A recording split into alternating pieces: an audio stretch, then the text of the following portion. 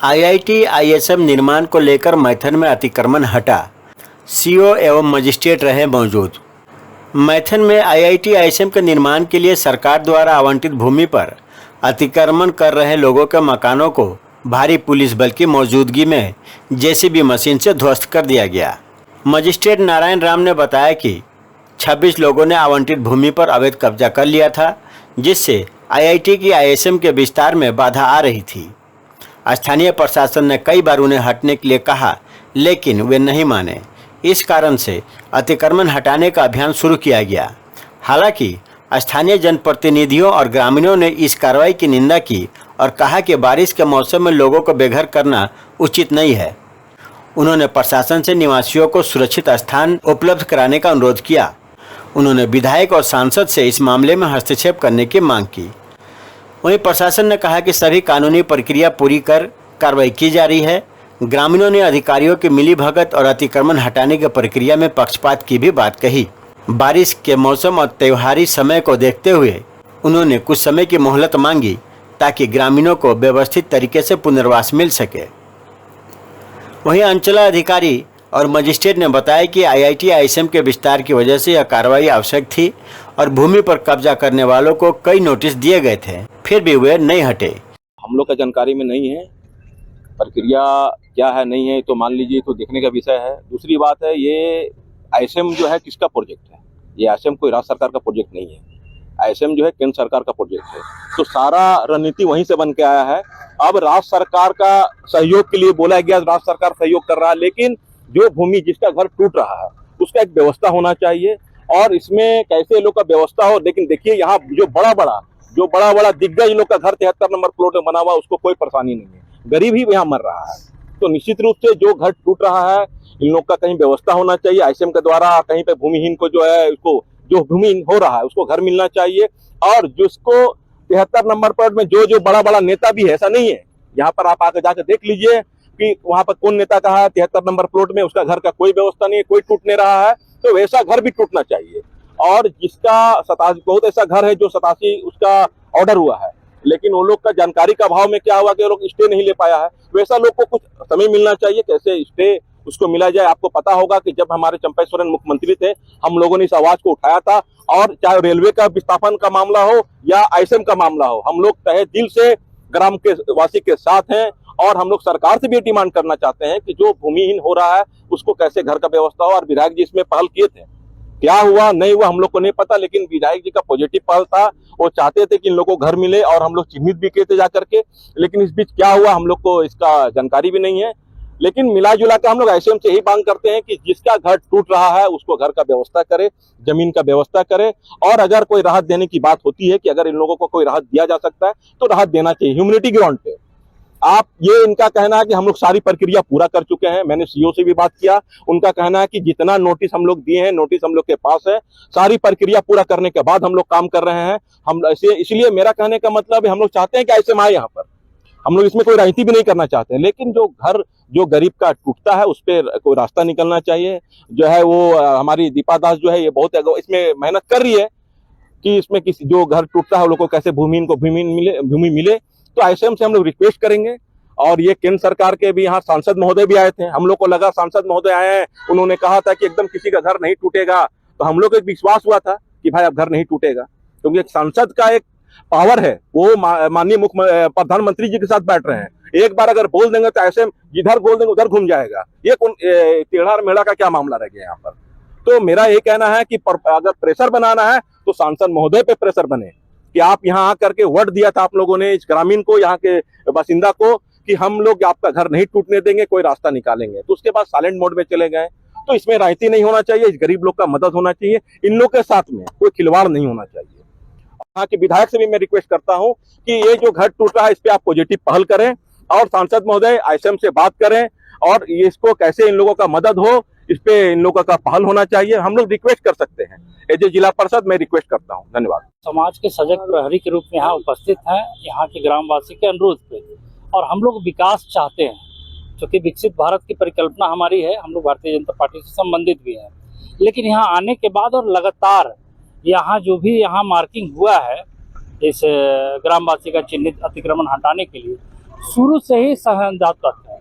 क्योंकि यहाँ का जो सीओ है, इन पे अभी एक ग्रामवासी के माध्यम से पता चला है कि दशरथ रजक, जिनको नोटिस पूर्व में दिया गया है और नोटिस के उपरांत भी आज के डेट में सीओ के माध्यम से, क्योंकि हम सारे लोग जानते हैं कि मोटेशन होता है उसमें सीओ की अनुमति होती है, उनके अनुमति से नोटिस पीड़ित को आप मोटेशन कर रहे हैं। तो हमारा कहना यह है कि एक आंख में काजल एक आंख में सुरमा नहीं चलेगा।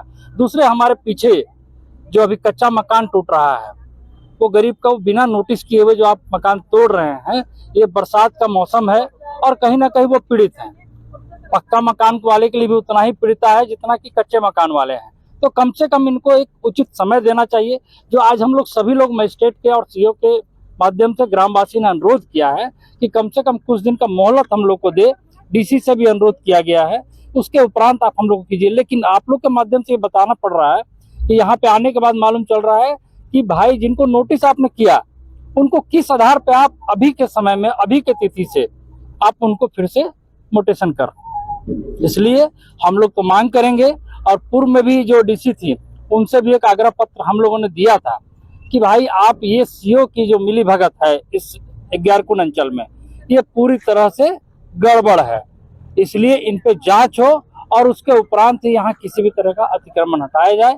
और हम लोग क्योंकि पूरे निरसावासी चाहते हैं कि यहाँ पे विकास की एक रूपरेखा तय हो, लेकिन किसी की गरीब के सीने पे बुलडोजर चला के नहीं, उनके साथ स्वच्छ वार्ता करके, उनको मोहलत दे करके, ताकि आज का समय में अभी क्या है कि बारिश का समय है, बारिश लगातार हो रहा है, आप सभी लोग देख रहे हैं लगातार। इस बार मानसून, प्री मानसून से लेकर मानसून तक लगातार बारिश है।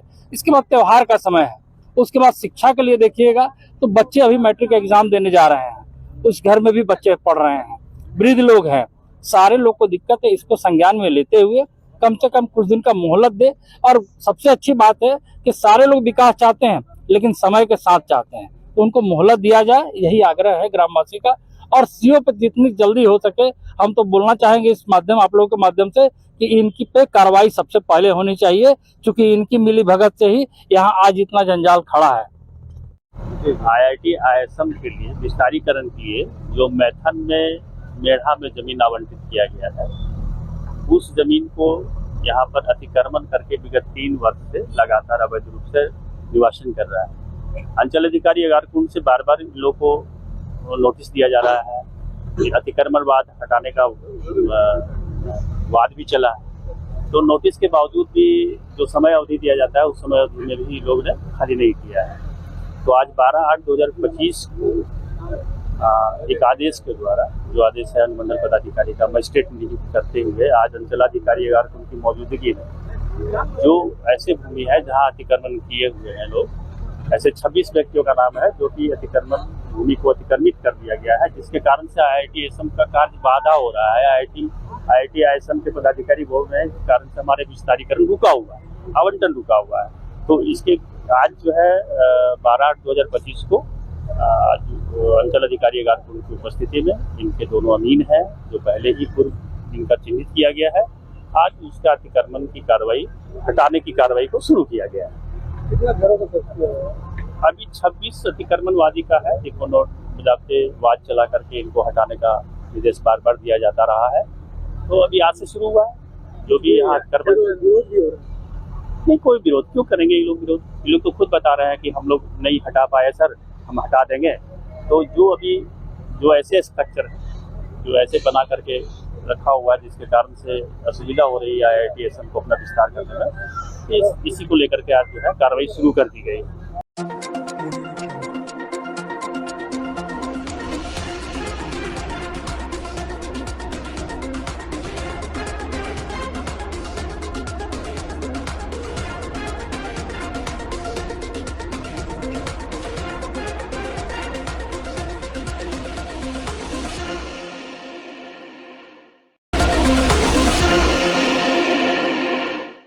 निरसा के हिक्की मडाल में नकली मिनी शराब फैक्ट्री का भंडाफोड़, 820 लीटर कच्चा स्क्रिप्ट हुआ जब्त। गुप्त सूचना के आधार पर निरसा पुलिस व उत्पाद विभाग ने मंगलवार को मानसीडीह में छापेमारी कर अवैध मिनी शराब फैक्ट्री का उद्भेदन किया। वहां से 820 लीटर स्प्रिट, पंचिंग मशीन, भरा बोतल, खाली बोतल, उसका ढक्कन जब्त किया गया। जबकि जोगी तोपा का कुख्यात अवैध शराब का धंधेबाज विकास साहनी फरार हो गया। बताते चले कि अवैध मिनी शराब फैक्ट्री का संचालन जोगी तोपा निवासी विकास साहनी, मानसिंह डी निवासी किशनलाल मुर्मू के घर में चल रहा था। गोपनीय सूचना के आधार पर उत्पाद विभाग और निरसा पुलिस ने मुर्मू के घर से 820 लीटर स्प्रिट व अन्य सामान जैसे पैकिंग मशीन, ब्रांडेड शराब की बोतल, ढक्कन आदि जब्त किया। छापेमारी के दौरान अवैध मिनी शराब फैक्ट्री देख पुलिस भी चकरा गई। संचालक विकास साहनी के बारे में बताया जाता है कि वह जगह बदल बदल कर अवैध शराब का निर्माण भोले भाले लोगों को अपने विश्वास में लेकर धंधा को बढ़ाता ही नहीं, गांव देहात शहर में सप्लाई भी अंग्रेजी शराब के नाम पर करता है। वह वर्षों से इस धंधे में संलिप्त है। उस पर अनेक केस दर्ज हैं। कई बार वह जेल की हवा खा चुका है। न तो उसे पुलिस का भय है और न ही जेल जाने का। पुलिस की हर कार्रवाई के बाद, जेल से आने के बाद पहले की अपेक्षा और अधिक उत्साह से धंधे में लग जाता है। निरसा थाना अंतर्गत इक्की मॉडल जगह पर रेड किया गया अमित कुमार और मेरे जो इंस्पेक्टर थे दोनों के द्वारा, जो साहब और सतेंद्र प्रसाद के द्वारा। तो उसमें इक्की मॉडल में जो बेलगड़िया थाना के अंदर आता है, जो शिशुलाल मुर्मू का घर, उसके अंदर 42 जर्किन 20 लीटर का प्राप्त हुआ स्प्रिट है ना, जिसका जो विकास साहनी का कारोबारी का है, उसको केवल तो भाड़ा या उसको रखने के लिए दिया गया था। मेन उसका विकास साहनी और ये पुराना कारोबारी है और इस पर और इस प्रकार विचार करने की आवश्यकता विभाग को है और इसमें और भी प्राप्ति होने की संभावना है। ग्रुप बनाए हुए हैं दोनों इंस्पेक्टर के नेतृत्व में और विभिन्न क्षेत्रों थाना क्षेत्रों में जहाँ भी ये सूचना प्राप्त होता है वहाँ पर भारी मात्रा में जो भी या कोई